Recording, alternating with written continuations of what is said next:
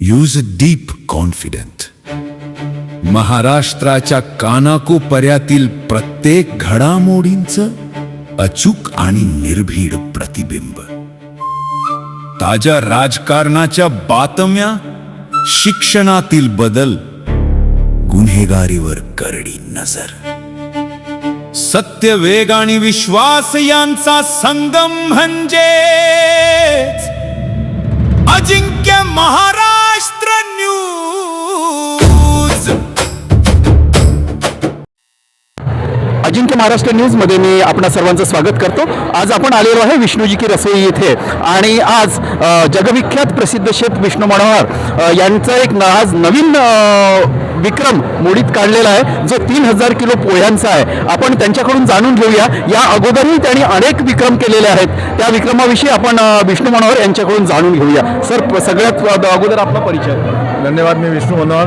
आज आंतरराष्ट्रीय पोहा दिवस आहे आणि त्यानिमित्ताने हा इथे नागपूरचा जो तर्री पोहा आहे तो जगामध्ये सगळीकडे लोकांना माहिती व्हावा, पोचावा म्हणून हा विश्वविक्रम केलेला आहे. आणि पोहे म्हटलं तर इंदोर आणि नागपूर ही दोन शहरं आठवतात.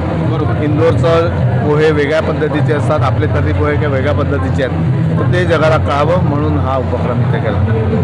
धन्यवाद सर. सर, या अगोदरही आपण डोस्याचा एक विक्रम केलेला आहे 24 तासात, तर त्याविषयी आपण सांगाल तर? काही नाही, खूप छान विक्रम होता. 24 तासामध्ये जवळपास 14,000 डोसे बनवले होते. 14,000 डोसे. त्याचा मी पण विटनेस होतो त्यावेळी. सर सुद्धा विटनेस होते त्यावेळी. सर, आपण काय सांगाल सरांविषयी? विष्णू मनोहरजी is equal to world records हे आता नागपूरला सिरॅनिमस झालेलं आहे. म्हणजे दोघांचा अर्थ कळला की आतापर्यंत काय झालं. लोक पहिले ते विचारण्याऐवजी म्हणतात भैया अभी नया क्या करने वाले.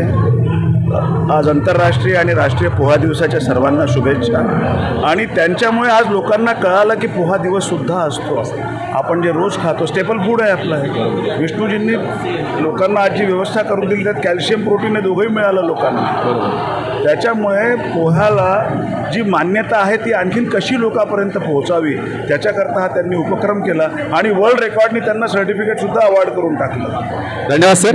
तर आपण ऐकून घेतलेलं आहे आंतरराष्ट्रीय पोहा दिवसानिमित्त हा विक्रम करण्याचं विष्णू मनोहर यांनी. आणि नागपूरचा पोहा आणि इंदोरचा पोहा या दोन पोह्यामध्ये काय तफावत आहे हे प्रेक्षकापर्यंत जावं हा त्यामागचा उद्देश आहे. आज सकाळी 6:30 वाजतापासून इथे हजारो पोहा रसिकांनी इथे तर्री पोह्याचा आस्वाद घेतलेला आहे. धन्यवाद. अजिंक्य महाराष्ट्र न्यूज नागपूर प्रतिनिधी मधुकर आंबेकर. धन्यवाद.